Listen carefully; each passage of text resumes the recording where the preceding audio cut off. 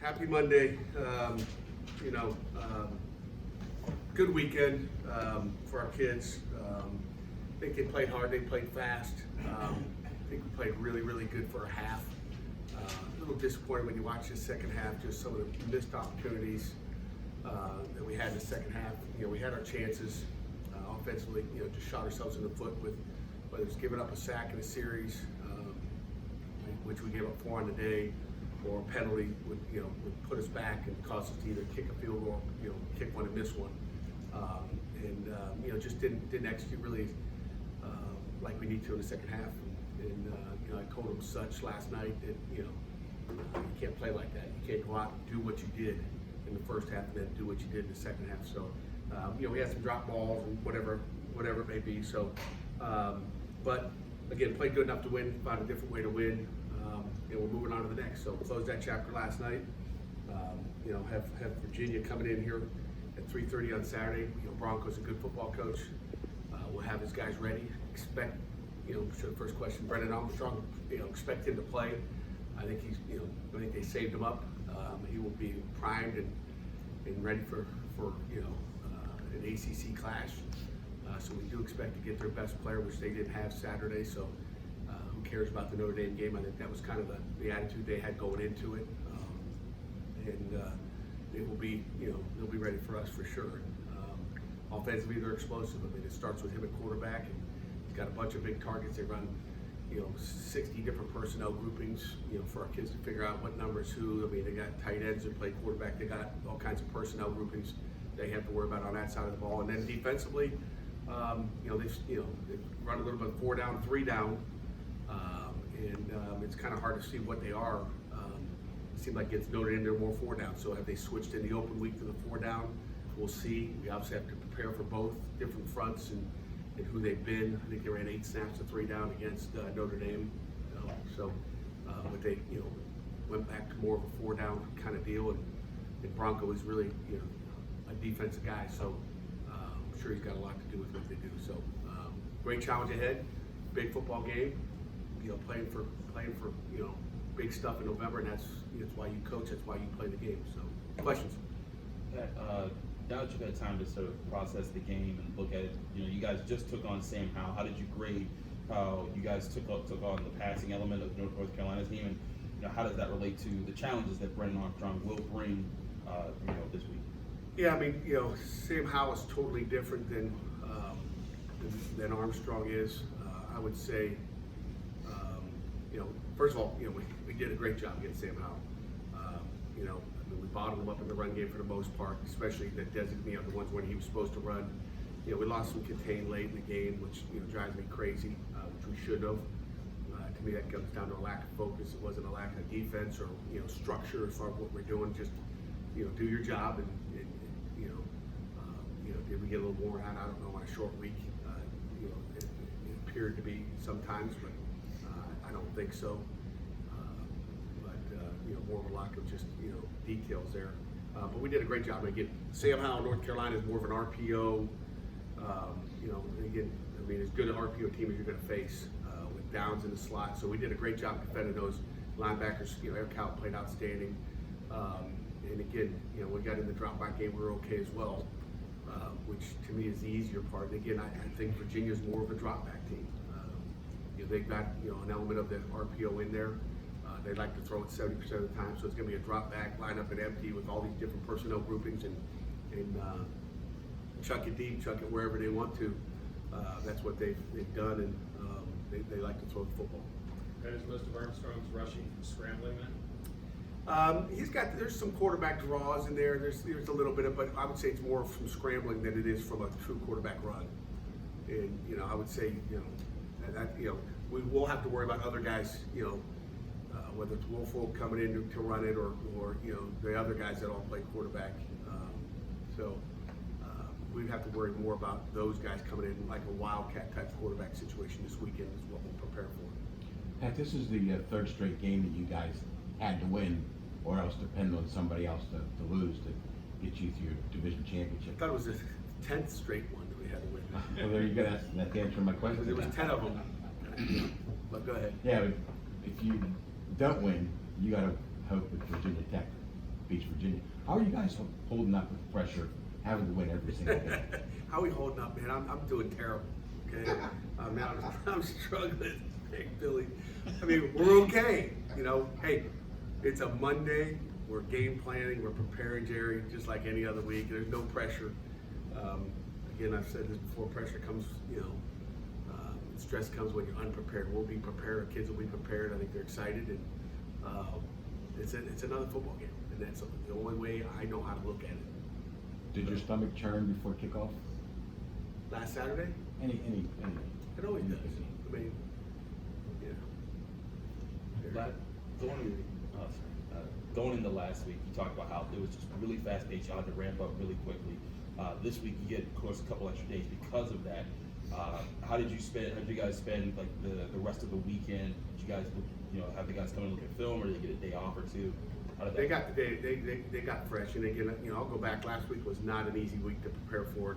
Probably easier on the players than it was on the coaches. So I thank our coaches and everybody in this building, our quality control guys, our GAs. It was a miserable Sunday, Monday, Tuesday, really last week for our coaches. That's not easy, and to keep your focus and get your guys ready to play, that's critical. And our guys, our coaches did that, and that's where it starts. Because if we don't have them, mentally prepared for a short week like that. Friday, we all as coaches went on the road and recruited, and our kids had off on Friday and Saturday, just injury check. And then Sunday was a normal Sunday, and our coaches had off on Saturday where we had our iPad watching TV. So we worked from home, but lay on the couch and kick up. So it was a get fresh for the coaches, for the rest of November. How much do you lean on guys like Kenny and the Eagles to make sure that the entire team is not getting ahead of it, not letting the pressure, stress, whatever get to them? With this game being Rely heavily. I mean, ultimately it's my job, and again, I don't think they're stressed out at all. They go play football. They get to go play football. Okay, I think you guys get stressed out sitting with those computers and phones and these things. I think you guys are a little tight right now. I think you're a little worried, like, hey, it's like this is a football game. That's all it is, and we get to go out and have fun and get to coach and play the game you love. But I do rely heavily, not only in a game like this or a game like last week or the game before that or in an opener on our Eagles and our leadership council, our captains, to help lead. For example, last week I told the guys, I said, hey, you guys didn't listen to me in the Miami game about freaking, having composure and poise. I said, it's on you guys, okay? I want you to stress it when you guys meet them. On Friday night, I let our captains talk to our team. On Saturday, before we leave the hotel, I let our captains talk to the football team. I said, it's on you.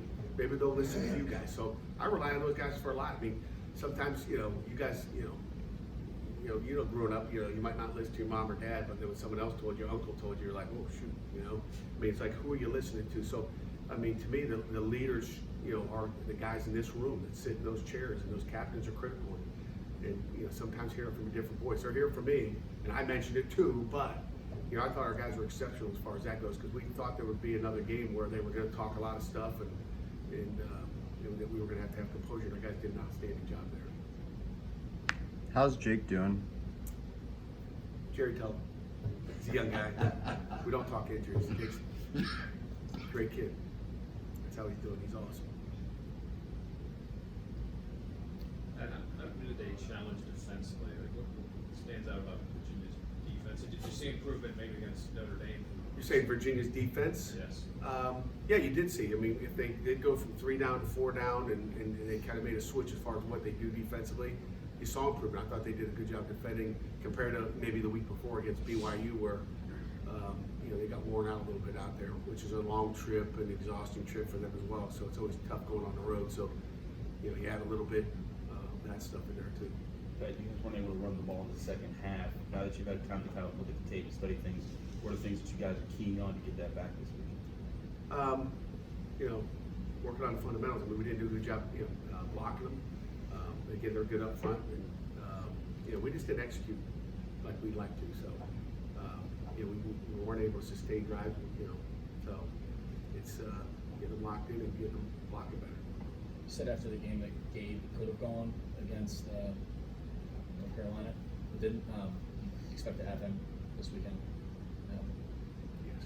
What did you see on film from Gonsalves and Zubovic on the right side? Gonzalez did a nice job in there at tackle, gave up a sack. He came up to me after the game and was all upset. Coach, you gave up a sack. It's like he cares so much. And then, Blake had 2 holding calls, which were critical. Those they're drive killers. So we got to keep our hands in and can't have those problems. It just sets you back, and those will stop those drives, whether it's a penalty or sack or whatever it may be. We can't have them. So he's got to get better, and he will. What can you say about your receiving core, especially the depth part of it? Because you guys didn't have Jalen, didn't have Tayseer, and then Melquise gets hurt in the middle of the game, yet you're still able to throw to guys like Trey and other guys to keep the ball moving. Yeah, we're obviously backed up like a lot of people are in November. So just got to pick the pieces up and move, and get more out of our tight ends and our running backs. What do you see from Virginia's defense that might have you concerned right now? A lot of stuff. They got every time they line up, they're going to have 11 guys out there that are on scholarship, and they're good. The guy that really stands out on tape is Noah Taylor, their defense man number 7. He's like the Snowden guy from a couple years ago that was really good and big, athletic. Leading their team in sacks. But they're going to mix it up. They're going to have a lot of different coverage changes. They're going to try to disguise a lot of stuff on defense. So that's what I see right now is a lot of disguise back there. Pat Narduzzi isn't the biggest guy to play that position in the league. What allows him to make the impact that he does, and how key is he going to be in getting that pressure on from Saturday? Kalai's going to be, key. Coach Partridge, continues to coach him up, put him in good position. But,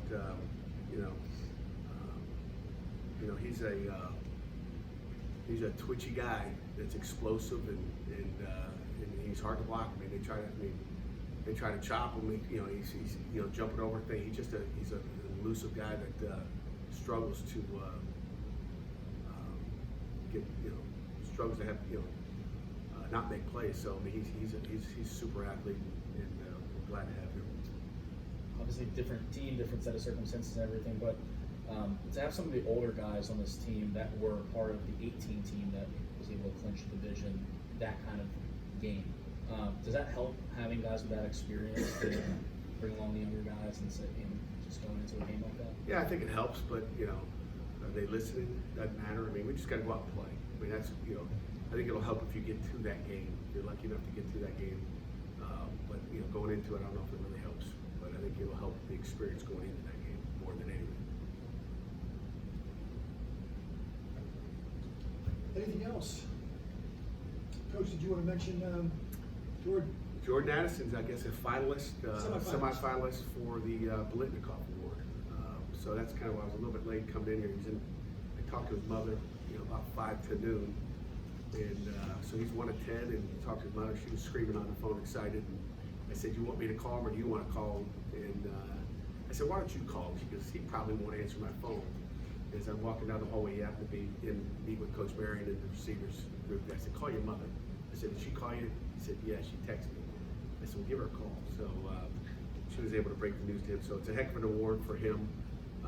Great player. He's got a great quarterback thrower to him, and anytime you got guy top 10, that's pretty prestigious. And we know the last guy that won that award played a long time in the NFL. So great. Is one of the things about Jordan is not so much his athletic ability, but the fact that he's kind of a perfectionist. That's kind of the thoughts I've been getting from talking to him over the years. Yeah, he's detailed. He's smart. And, just look at. You talk about your punt return team. Just look at how our punt return team's changed. We've tried to keep it. We knew he was the best punt returner back there, but we were like, okay, give it to somebody else. But look what he's done on punt return. When you got a guy like Quadri Henderson or Jordan back there, guys that have a knack just to make somebody miss and got the breakaway speed. He's made that unit a little bit more dangerous. There's some special teams coordinators out there going, oh gosh, we don't want him to take hits like he did last weekend. That's kind of why we've kept him off there. Just let him play receiver, and but he loves it. And he's a competitor. So, What was his reaction to that? business like? I'm like sitting on the phone, and it was like waiting. I'm like, I can't tell if she told him or not. He's just like doesn't care. So and that's a fact. I mean, you were there, right? I gave him a fist bump because I had to come in here. I was like, I don't even know if he knows yet, but see you later. Before you go, what about this senior group, since it's a special day for them Saturday? What can you say about this particular group of seniors? I don't want to lose any of them, Larry. You know, the senior group, Larry, great question. It is senior day. Nobody asked that question. You know, it's been a tremendous group, you know, from the super seniors to the seniors. You know, they provided a ton of leadership for this football team. You know, made a lot of plays. You know, we're gonna, you know, miss each and every one of them when they walk out on, you know, Heinz Field for the last time on Saturday, 3:30, and it'll be an emotional weekend for them. You'll have some festivities on Friday and a little bit on Saturday before the game, and you know, you always worry about that, the emotions of senior day. But you know, our kids will be ready to play, and you know, I thank all the seniors for everything they've done here for the last 4, 5, 6, 7, 8. Trey Tipton, they've been here. So it's a little bit older senior class this year. So, all right. Pat, Thank you, Coach. as one other quick one. Sure, Jeff. How unique is it to have a receiver that's that calm emotion? It's unique. You know, I don't know how everybody else's receiver room is, but it's unique. He's just, I mean, you just love him. If everybody had the attitude he has, and just the, you know, football, school, life, you know, doesn't call his mother enough. You know, always got to kick him in the butt about that. But, you know, he is just a super kid, and, you know, he's not on it. You know, always talk about lists. You know, they got lists of guys that, you know, missed study hall, did this, did that, you know, that you're constantly on. You know, just like when we were all kids, you had little things that we all had to, you know, take care of this guy. I told his mother the other day, like, I don't know what you did growing up, but you got the master plan as far as how to raise a son, that's for sure.